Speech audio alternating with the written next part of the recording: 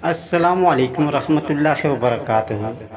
دوستوں، اگر آپ یا آپ کے گھر میں کوئی پریشان ہے، کوئی بیمار ہے، یا پھر آپ کسی دوسرے مریضوں کا علاج کرتے ہیں اور جاننا چاہتے ہیں کہ اس مریض کے اوپر جادو یا جنات یا بھوت پریت کا کوئی اثرات تو نہیں ہے، یا پھر مریض کو صرف جسمانی بیماری تو نہیں ہے، تو اگر آپ کو بیماری سمجھ میں نہ آتی ہو کہ روحانی بیماری ہے یا جسمانی بیماری، تو اس کو پتہ کرنے کے ہم اس ویڈیو میں آپ کو 3 طریقے بتائیں گے۔ تینوں طریقے سکسیسفل ہیں۔ ان طریقوں میں سے جس طریقے سے چاہیں آپ مریض کو چیک کر سکتے ہیں، اور چیک کرنے کے بعد آپ مریض کا علاج آسانی سے کر سکتے ہیں۔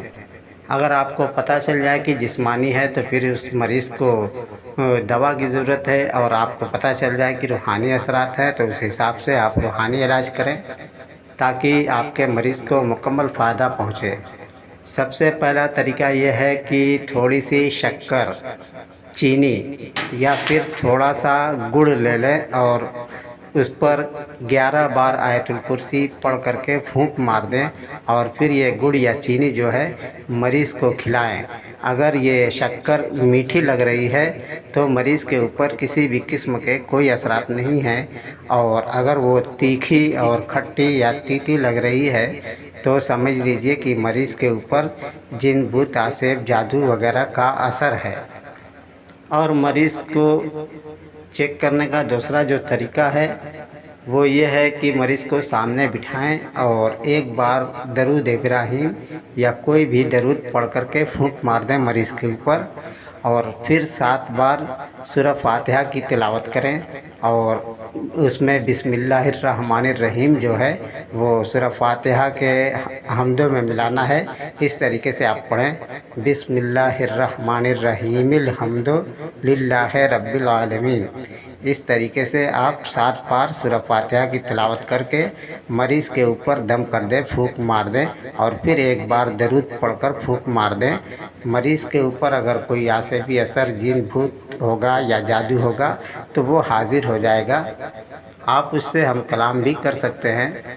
اگر مریض کے اوپر اثرات کم ہیں تو صرف بوجھ معلوم ہوگا، اور اگر جادو کا اثر ہے تو مریض کی تکلیف جو ہے فوراً وہیں سے معلوم ہوگا کہ بالکل تکلیف ختم ہو گئی ہے اور مریض ہلکا پھلکا ہو گیا ہے۔